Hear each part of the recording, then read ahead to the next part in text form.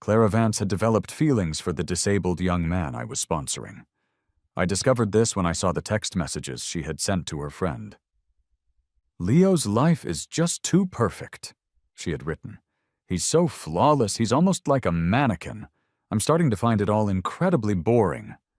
In the moment I read those words, it felt like my entire world had shattered into a million pieces.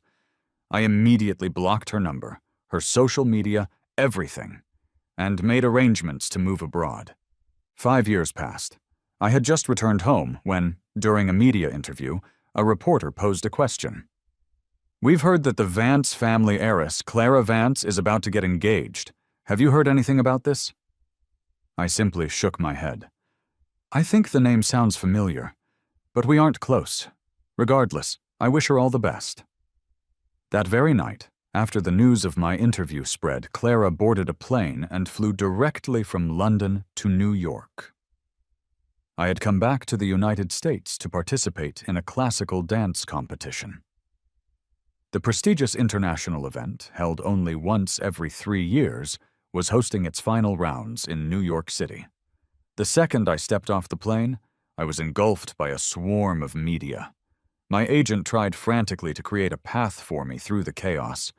Then, a reporter from some tabloid publication shoved a microphone directly in my face and asked a truly bizarre question. "Mr. Jensen, we hear the Vance family heiress, Clara Vance, is getting engaged. Do you have any comment on this news?" "Clara Vance?" I tilted my head, searching my memory. The name had a faint ring of familiarity to it, perhaps an old acquaintance. I managed a professional smile and offered a polite, standard reply. "I believe I know the name, but we're not particularly close. In any case, I wish her all the best with her upcoming marriage." A few of the other reporters let out audible gasps. "Not close, but the rumor all over town is that the two of you used to be a couple." Oh, that's right. Now it was coming back to me. She was my fiancée once. "We really aren't close," I emphasized again, my tone firm but polite. "It's been a very long time. I honestly don't even remember her." I wasn't exaggerating. Clara and I had been childhood sweethearts. We had practically grown up side by side. In elementary school, she would drag any boys who bullied me out to the playground to teach them a lesson. I remember she once took a series of connecting flights, traveling overnight from overseas, just to be there for my very first dance competition. And when I told her I didn't like how she risked her life with her reckless hobbies, she gave up dangerous pastimes like race car driving without a second thought. Everyone who knew us said she was completely head over heels for me, that she had eyes for no one else. I had believed we would be together forever. Getting engaged, then married, it all seemed like the natural, inevitable course of our lives. But just before our college graduation, I happened to see a chat log between her and a friend on her phone. She had typed, "I don't think I have feelings for Leo anymore." Her friend responded with a surprised emoji. "Well, it's about time. You've known each other for over 20 years and been dating for 5. Anyone would get tired of that, right?" A moment later, Clara replied, "Leo's too perfect. So perfect, he's like a mannequin. His life has had 0 challenges. Not like Daniel, who's deaf but still fought his way into college. With Daniel, I feel that passion for life again. Daniel was a student I was sponsoring. He came from an impoverished family, was born deaf, and was unable to speak. I had bought him hearing aids, taken him to specialists, and covered his tuition for all 4 years of college. Worried that he would feel isolated, I even introduced him to my own circle of friends. The moment I read those text messages, I felt my world collapse around me. I had invested more than a decade of my youth loving one person with everything I had, and this was how it concluded. I locked myself in my bedroom and didn't emerge for over a week. It wasn't until my best friend Ben found me that I finally left the room. By that point, the trauma had been so severe that I had lost the ability to speak. He dragged me to see a therapist. The doctor's conclusion was that I was experiencing extreme negative emotional issues that required external intervention, or they could escalate into a more severe psychological illness. However, the treatment also came with certain side effects. After that, I went abroad. And slowly I began to forget the feelings I once had for Clara. All the things we had experienced together, all of those memories, they gradually faded into abstract symbols, into meaningless code. They no longer held any emotional weight for me. Unless I deliberately forced myself to remember, I couldn't even recall that I had once known a person named Clara Vance. My agent has been with me since my time studying abroad. She expertly shooed away the gossip-hungry reporters and pulled me toward the waiting car. "Leo," she said, glancing at me with a look of concern as she drove. "Are you okay? Don't let what those tabloid reporters said get to you." I shook my head. "I won't. I don't care what they say." It was the truth. After a long-term course of medication, my emotional range seemed to have been flattened. I no longer experienced joy, pain, or sadness over things with any real intensity. I just watched events unfold from a cool, detached perspective. My agent sighed. "Well, it's good that you can think that way. I just wonder what those trashy papers are going to write." As expected, the very next day, the hashtag #LeoClaraNotClose was trending online. Most of the comments suggested that I, the sole heir to a massive media conglomerate, was just being stubborn and pretending not to care. How could he not remember his childhood sweetheart and fiancée? He definitely got dumped and is just trying to save face. It must be hard seeing your ex get married. I scrolled through the comments with a sense of indifference. Then, my eyes caught one in particular. "Heard Clara flew back from London on a private jet last night." It was a single sentence, buried deep in a thread with hardly any replies. I clicked on it. There was a photo attached. A woman in a black trench coat was walking briskly away from a private airfield. So that was Clara. They had told me that I once peeled off a layer of my own skin for this person, that I had nearly lost my life over her. Was that really true? I looked down at my arms, at the crisscrossing network of scars, some deep and others faded. I could hardly believe I was ever capable of such intense, overwhelming emotions. I yawned, put my phone down on the nightstand, and was about to go lie down on the large bed in my bedroom. But then, the doorbell suddenly rang. It was just past 6 o'clock in the morning. Annoyed, I pulled the door open. A woman was standing outside. She was tall, with a weary and travel-worn look on her face, and she was wearing a long black trench coat. It was the woman from the photograph. Clara. My mouth opened, and I said, a bit hesitantly, "Miss Vance?" But I didn't move from the doorway to let her in. Clara stared at me, her brow furrowed in confusion. "Leo, I've been looking for you for 5 years," she said, speaking each word with deliberate weight. Her voice was so hoarse it sounded as though she was forcing the sound from her throat. She didn't seem to be able to get any more words out after that single sentence. "Oh," I said, nodding. "So is it something urgent?" If it wasn't urgent, why would she spend all that time searching for me? The corner of her mouth twitched, as if she had just heard something utterly bizarre. 5 years ago, we were about to get married. Then you just vanished without a word, disappeared into thin air. Leo, and now you're asking me what I want? Don't you think that's hilarious?" Her tone was laced with a palpable anger. She seemed to be in complete disbelief that I could say such a thing. But I thought this Clara person was the one being hilarious. Are we that close? I thought to myself. 5 years ago, I went to the UK to study dance. I don't feel I owe an explanation of my life plans to anyone other than my immediate family. And now, here she was, aggressively demanding to know why I had left. On what grounds? Why should I have to tell her? Of course, I didn't say any of this out loud. Ever since I was diagnosed with an emotional cognitive disorder, my therapist has constantly reminded me to be mindful of social etiquette and politeness.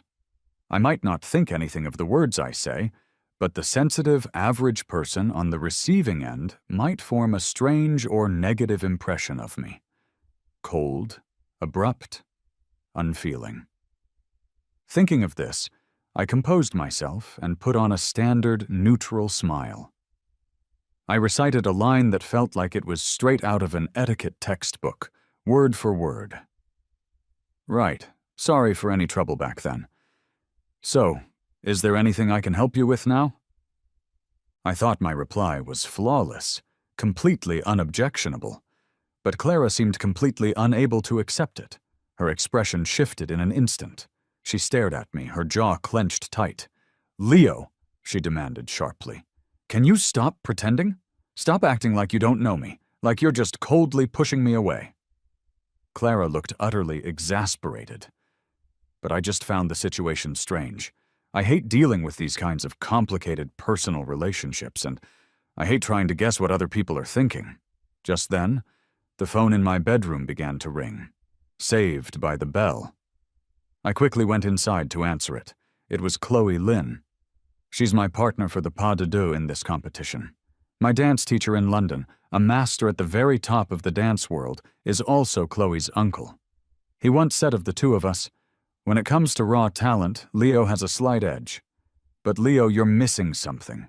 You know that, right? You have the technique, but there's no feeling." Khloe had a family matter to attend to, so she didn't fly back with me. She had just landed in New York. "Hey, Leo, I'm back in the States." Khloe's voice was always full of infectious energy. She practically shouted into the phone, "Do you know what today is?" "Your birthday," I said. "You're amazing. Did you get me a present?" I did. It's a surprise?" Because my sensitivity to the outside world is so low, I pay extra attention to social customs. I make sure to note things like birthdays and anniversaries in my phone's calendar. It saves me from being called careless by others. Hearing Khloe's happy reaction on the phone, I figured I must have said the right thing this time. After hanging up, I remembered there was still someone standing at my door. Should I politely show her out if there was nothing else? Just as I was trying to figure out how to phrase it, Clara spoke first. "Leo, you used to say you had a bad memory, and that besides your family and me, you'd never bother to remember anyone else's birthday. I guess I really do have a bad memory. To think I used to say things like that." "So," she paused, "is there really nothing else you want to say to me?" I racked my brain. Finally, I came up with something that couldn't possibly offend anyone. "Oh, right. Congratulations on your engagement." After hearing that, Clara didn't say another word. Her face turned pale, and a coldness came over her features. She turned and left without looking back. I hope she doesn't come back. After all, a good ex should be like they're dead. I hope she has the decency to be a dead person. That evening, I went to the address Khloe had given me at the agreed-upon time. It was a small, niche bar. She grew up in London and had almost no friends in the States, so I was the only one there to celebrate her birthday. When she saw me, Khloe shot up from her seat and waved enthusiastically. "Leo!" She was a typical dancer, graceful and striking even in a crowded room. I smiled. "Happy birthday, my dear partner." I took a gift out of my bag and handed it to her. A pair of cufflinks. I'd seen them on a fashion website a few days prior and bought them on a whim. Khloe seemed to genuinely love the gift. She looked at them from every angle, excitedly showing them off. "Wow, Leo, you have great taste." I nodded, not saying much. We chatted for a bit, then Khloe suddenly looked up and studied my face. "Leo, you don't seem to be in very high spirits today, do you?" To be honest, I'm sometimes slow to recognize my own internal emotions. But I knew one thing for sure. I hadn't slept well that morning. My ex-fiancée, that Clara woman, had shown up at my door at 6 a.m. A day of sleep deprivation had left me feeling mentally exhausted. It probably produced a natural sense of fatigue. Thinking of Clara, I casually opened X again. I saw that after leaving my apartment, she had released a statement that afternoon through the Vance Group's official account. It declared that she was not engaged. The young man she was photographed eating with was actually her aunt's fiancé. I have to say, Clara certainly has her share of devoted fans. After the statement was released, tons of people commented below it. "I knew she wouldn't get engaged just like that. He's a deaf-mute, for God's sake. Why would a woman like Clara ever fall for him? Her aunt, heh, as long as it's her aunt, I'm relieved." Clara's aunt. I had a vague impression of her. I met her a few times back when we were discussing the engagement with the Vance family. At the time, she was a senior executive at the family's company. She was in her 40s, divorced 3 times, overweight, and dripping with jewelry. In short, the perfect caricature of a flashy, rich divorcee. I can't believe she's getting married again at her age, and to someone so young. I clicked on a photo in the comments. Clara and the young man were sitting across from each other in a high-end restaurant. The young man was smiling, and another woman sitting next to him had a visible baby bump. I looked at his face. Old memories slowly surfaced. It was him, the disabled boy I had sponsored. I'd been with my parents on a charity trip doing research in a poor, rural area. We stayed at a local school for a day. As we were leaving, he followed us and asked, "I don't want to be stuck here my whole life. Could you give me a chance to get out?" He said he would study hard and make something of himself. I thought he was so brave back then. I never expected that I was the naive one. It turns out his idea of making something of himself was marrying into the Vance family by wedding Clara's aunt, a woman who had no skills other than inheriting stock and collecting dividends. If I had known, I think I would have sponsored someone else. Khloe saw me staring at my phone in a daze and leaned over. "Leo, are you still upset about losing in the semifinals?" "Huh?" I snapped back to reality. She was talking about the second round of the World Classical Dance Competition, which had been held in the UK. The dancers who made it to the semifinals were all accomplished young artists in the field. Khloe and I were partners and made it to the finals, but we only placed 3rd. The judges' feedback was the same as her uncle's. "The male dancer's movements are flawless, but in terms of emotion, something seems to be missing. In the part where his partner gets injured, you should be in agony, panicked, terrified. Where is that emotional impact? I don't see it. Was I holding you back?" In a partnered competition, if one person does well and the other does poorly, the one who did poorly should feel guilty. That's social etiquette. I sighed, trying my best to perform this feeling of guilt and self-blame. I don't know if my emotional acting had improved, but Khloe shot up and waved her hands frantically. No, Leo, don't think that. That's not what I meant at all." She stood up too quickly. Someone had spilled a drink on the floor. A bottle from the bar toppled over and shattered against her leg. Broken glass cut a nasty gash in her skin, and blood immediately started to gush out. For a dancer, the legs are absolutely the most important part of the body. If your legs are ruined, your entire career is over. For the first time in years, a genuine, unbidden emotion pierced through the fog. It wasn't practiced or intellectualized. It was a raw spike of alarm. "Khloe, you need to go to the hospital," I stammered, my lips trembling. I rushed Khloe to the nearest city hospital. On the way there, she never shut up.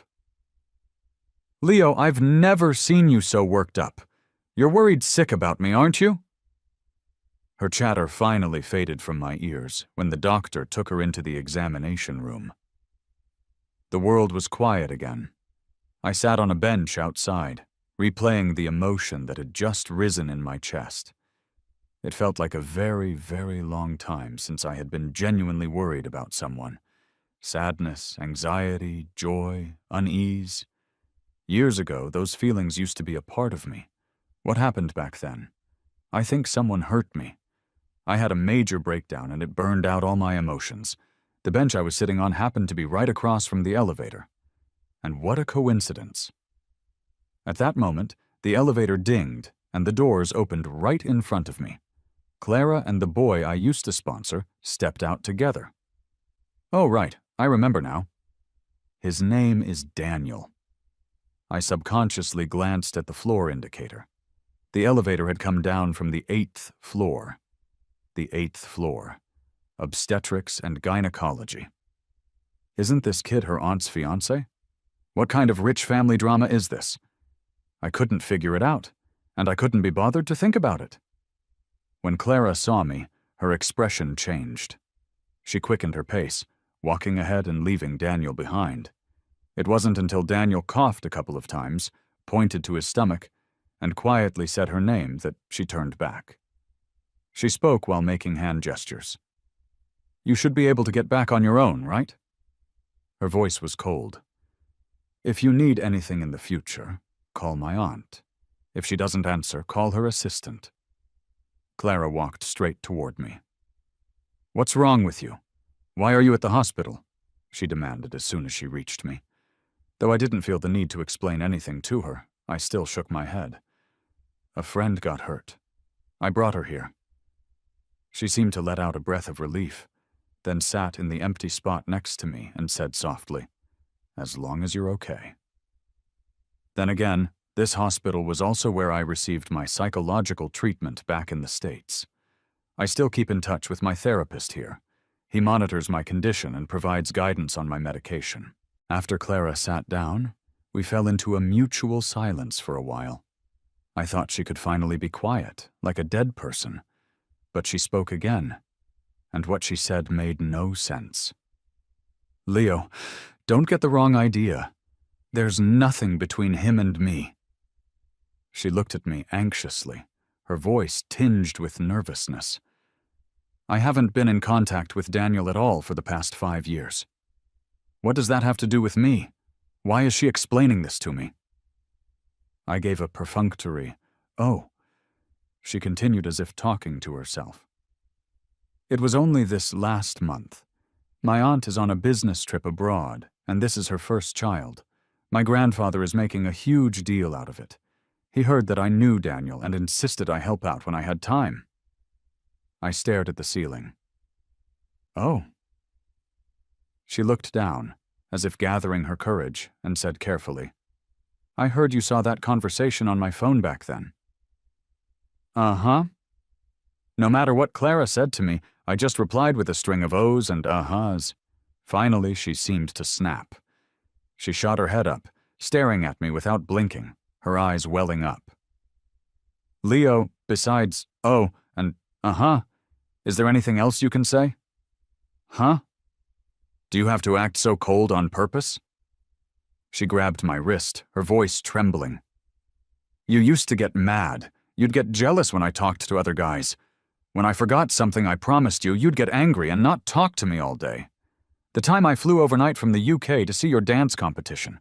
The way you ran off the stage to me after winning your award. I'll never forget that. She kept digging up things from the past, as if doing so would prove how good we used to be, or even how much in love we were. She said, Leo, you never used to look at me like this. But I just felt bored. Bored and tired. I said, oh, really? Clara slumped onto the chair, looking as if she had lost all her strength. I really wasn't doing it on purpose, but I didn't care about her personal life at all and had no interest in hearing about it. Other than mm-hmm and oh, I couldn't think of anything else to say. Women. What strange creatures. I'll never understand them. Unfortunately, this hospital wasn't my home. Otherwise, I would have already politely and tactfully shown this ex-fiancé the door. Just as I was debating whether to find an excuse to slip away for a bit, I ran into my old therapist from back when I lived here. Leo? He was passing by in the hallway, saw me, and stopped. He smiled. I heard a few days ago you were back in the country. I didn't expect to see you so soon. How has your recovery been? Have you had any more emotional issues? Before I could even speak, Clara, sitting next to me, shot up, her reaction even bigger than mine. Recovery? Emotional issues? Leo? What's wrong with him?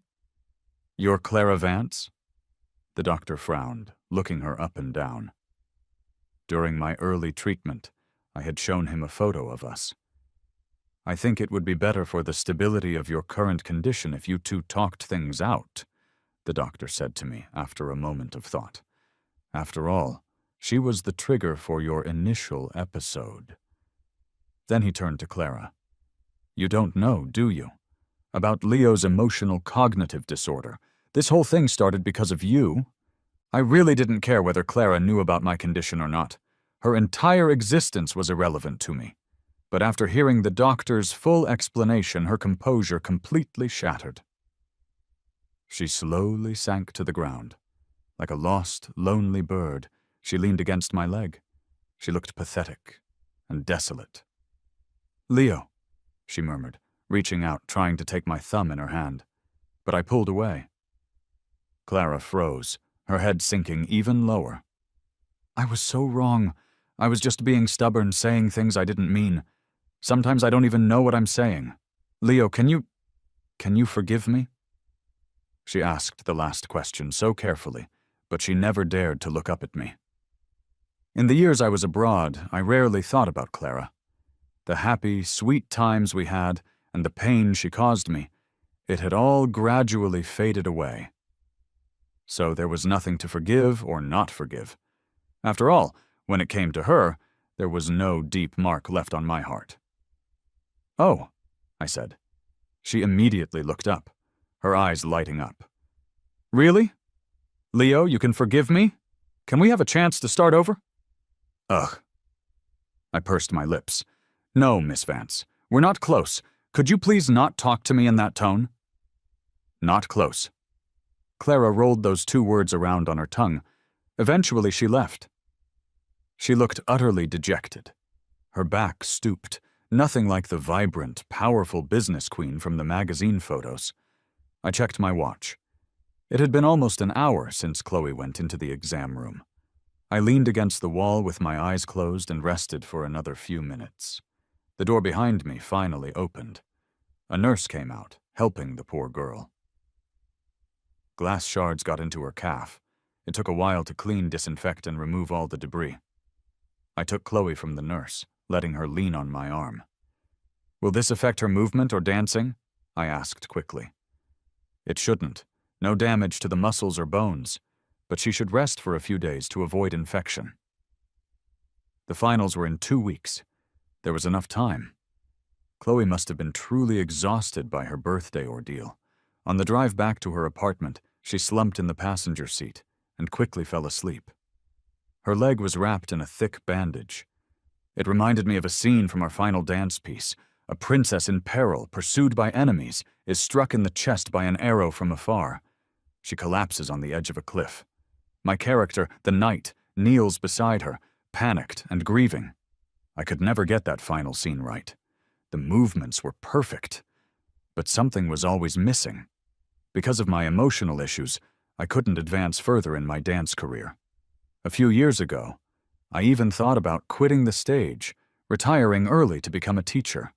Back then, Khloe was by my side. She constantly encouraged me. Leo, don't be so pessimistic. Let's just try one more time. You're so talented. Are you really going to let this defeat you? Joy, anger, sorrow, love? People aren't set in stone. I know you'll be able to feel them again, right? Khloe rested her leg at home for 3 days. Then she showed up at my house, pounding on the door. Leo, no slacking. We have a competition to win. I had to hand it to her. At least she was better than Clara. She didn't show up at 6 in the morning to disturb the peace. I opened the door and frowned at her. "Are you sure your leg is okay?" "It's just a flesh wound. A little scar cream and it'll be fine. No problem at all." As if to prove her point, Khloe did a split leap right there. It made my brow twitch. Okay, stop it before my downstairs neighbors call in a noise complaint." Khloe and I were aiming for the gold medal in this international competition. During the day, we rehearsed in the dance studio. Over and over again, the movements became so familiar they were practically etched into my heart. At night, Khloe would pull out her recordings and analyze them with me. "Look here, Leo. Your body language, even your eyes, your expression, the trembling of your fingers. All of it can express your feelings." I nodded, only half understanding. A moment later, she suddenly remembered something and jumped up. "That's it. Like the other day when I got hurt at the bar. You were so worried. I think you could try to channel how you felt in that moment." It was like I was 18 again, studying for my final exams. Late into the night, I'd think over and over again. What exactly was I feeling then? Why was I so worried? So panicked? Why was I so thrown by someone else's situation? Right up until we were standing on the final stage, about to go on, Khloe looked at me and asked quietly, "Leo, how are you feeling today?" I didn't answer her. I felt calm in that moment, but I had a feeling that I was about to break through my own barrier. That competition was, I think, the best performance I've ever given. In that final scene where I could never get into character before, this time I felt like I had finally found the emotion. I fully immersed myself in the role. As I watched the woman I loved die on the battlefield, I used my dance to express the grief, the sorrow, the loneliness, and the helplessness of that moment. After completing the final move, I knelt on the stage, forming the final tableau with Khloe. The results were announced that same day. Khloe and I won the gold medal. We were the highest-scoring pair among all the finalists.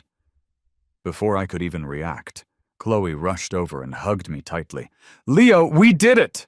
"My dream," she said, her smile always a little goofy. "My dream finally came true today." In that moment, I felt my heart pound in my chest, fierce and true.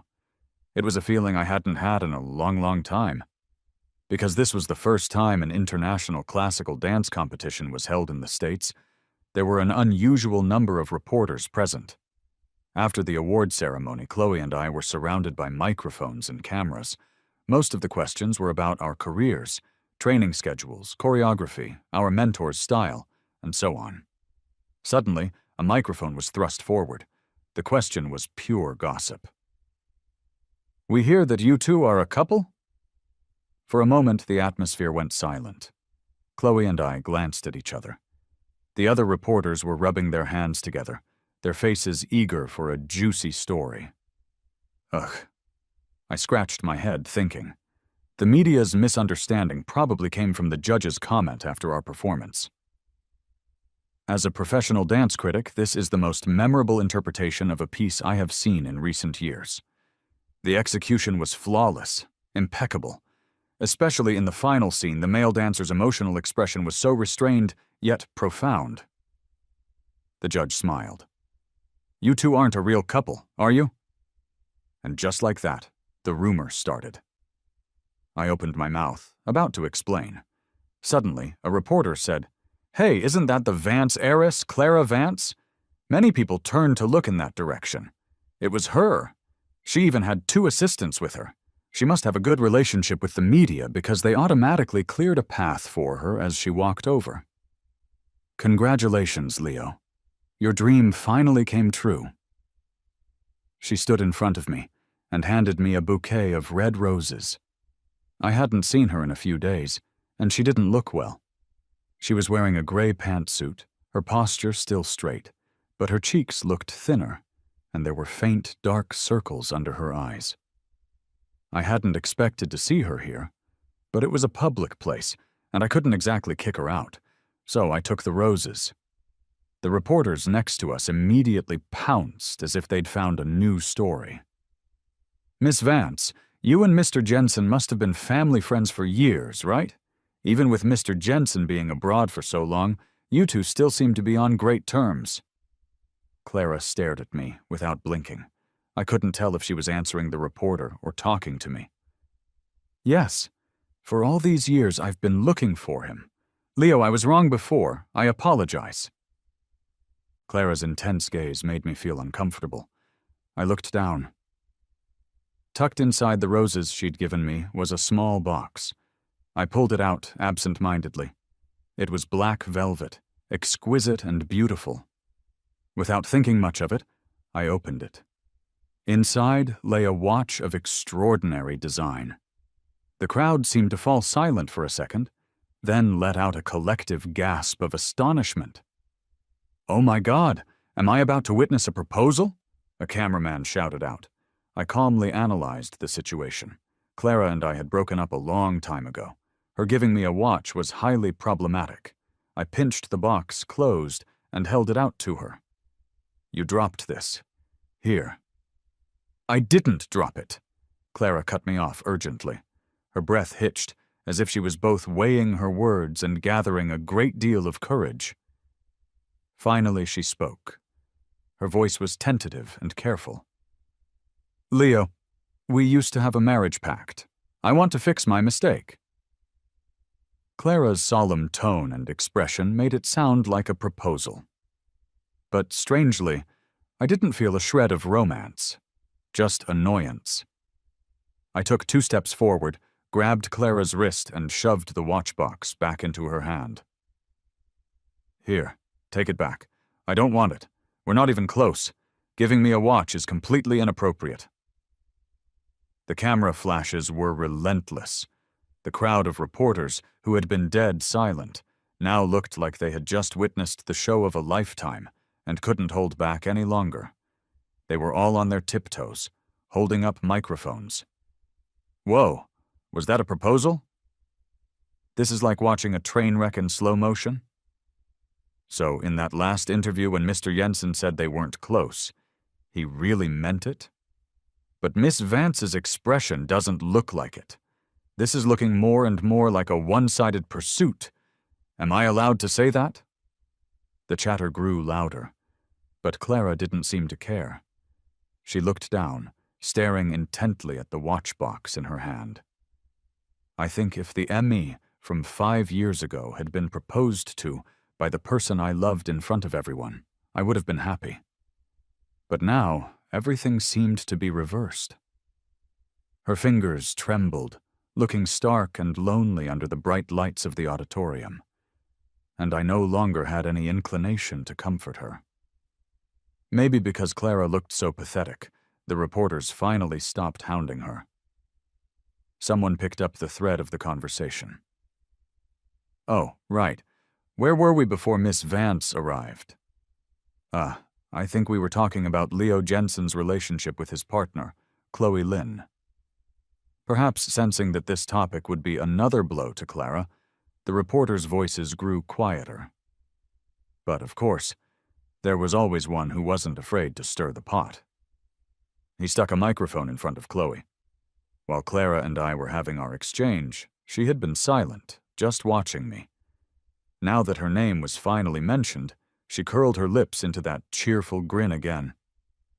Oh no, I had a bad feeling. Who knows what kind of trouble this girl was about to cause?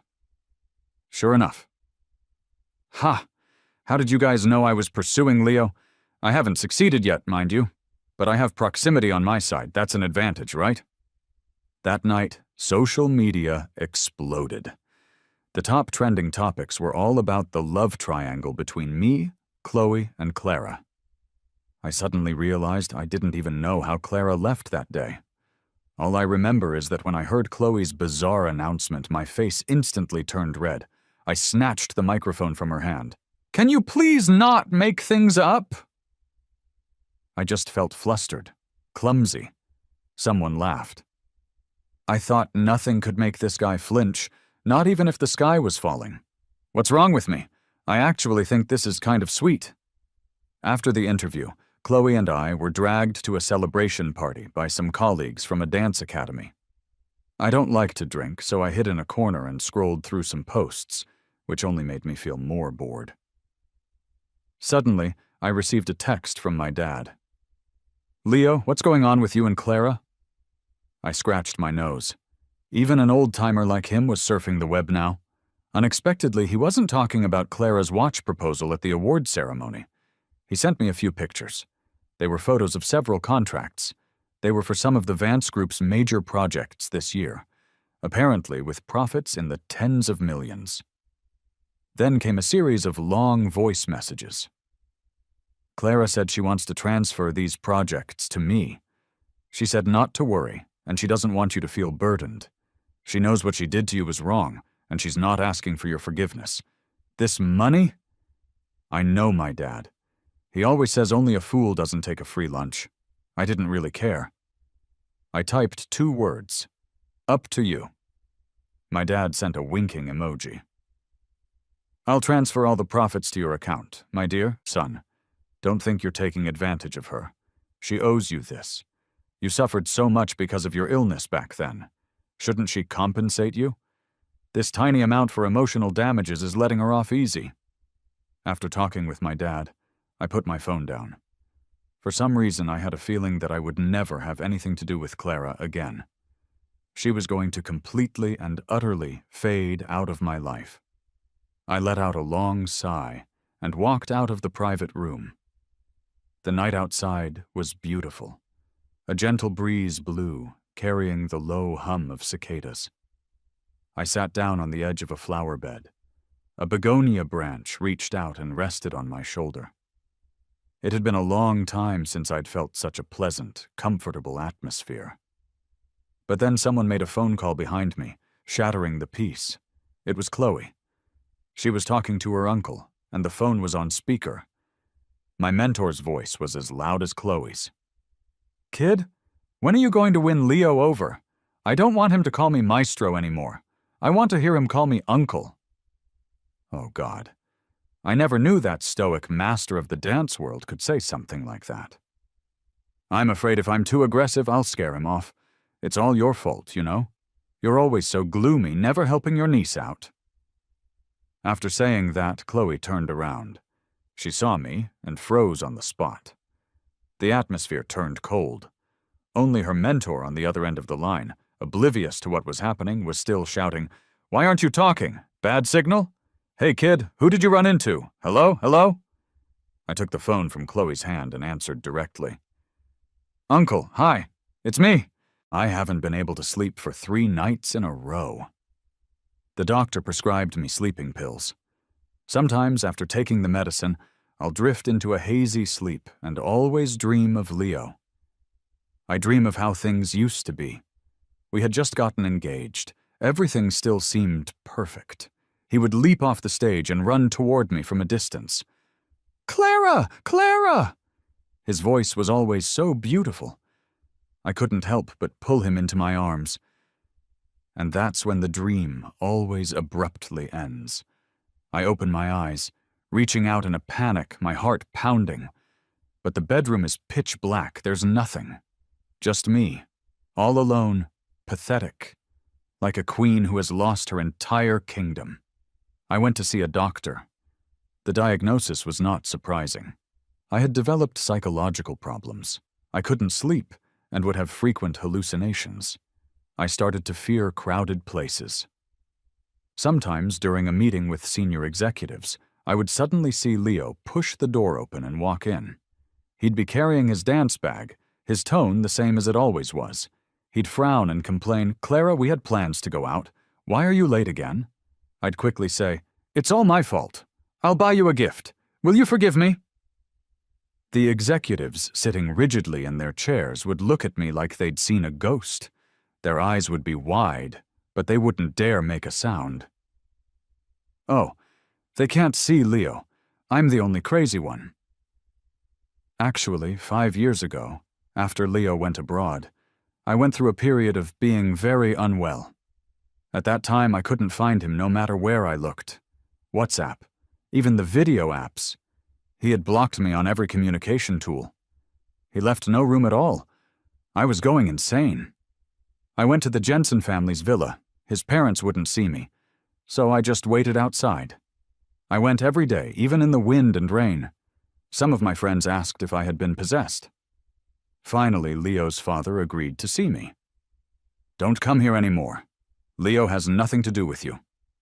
It was the first time I had ever seen his father look at me with such a cold, distant expression, his voice laced with anger. I lowered my head. "At least, can you tell me where he is?" "Where?" his father sneered. "He went to the UK for his studies. You can go look for him there, see?" I really did go to the UK. London, Manchester, Birmingham. I went to almost every university with a dance program. But he wasn't there. Leo's name wasn't on any of the admission lists. I walked down a boulevard in London, people rushing past me. No one would stop for me. And just like that, I had lost the boy whose world once revolved around me. After I came back from the UK, Daniel found me. He gestured with his hands. "Clara, you have to pull yourself together. I'll be here for you. You still have so much work to do. Don't forget our goal of making the company bigger and stronger." Strange. Before, seeing Daniel's vibrant energy would have made me happy. Now I just felt annoyed. "I can't even find Leo. How can you have so many plans?" I brushed his hand away. Daniel froze. His lips moved as if he were mouthing my name. I said, "Don't come looking for me anymore. Don't you know how misleading you were back then?" Daniel really did stop showing up. Later I heard he got together with my third aunt. My friends who heard the news were all shocked. "How could that happen? Your aunt, isn't that robbing the cradle?" Didn't little Daniel say he wanted to make a name for himself with his own two hands? How did he end up relying on a woman after all? Only I had no reaction. It was as if I suddenly realized something. In essence, he had always been this way. He had never changed. He had immense ambition but lacked the ability to support his own desires, just like when he begged Leo to help him get out of that rural town. This time he had just found someone else to depend on. On a whim, I went to Leo's dance competition. I had brought a watch with me. I had bought it 5 years ago. Watching him and Khloe dance in perfect sync, I inexplicably walked into the press conference. I handed him the flowers and the watch. God only knows how nervous I was at that moment. The watch box had been in my pocket, and I had been rubbing it over and over. I imagined his expression when he saw the watch. Would he be surprised? Happy? Or even shocked? But there was nothing. Leo was just cold. He said, "No, Clara, we're not close." And just like that, he left me. He and Khloe were laughing and joking, and he never looked at me again. A few years later, I went to the UK on a business trip. By then, Leo had become a master in the world of classical dance. The moment he stepped onto the stage, he radiated light. I sat in the audience and quietly watched one of his performances. He didn't notice me. The moment I saw him perform, on stage my chest felt like it was overflowing. I had finally seen him again. Even if his eyes would never hold me again. But just to be able to see him from afar, just one more time, I felt like I had crossed mountains and seas. I was content.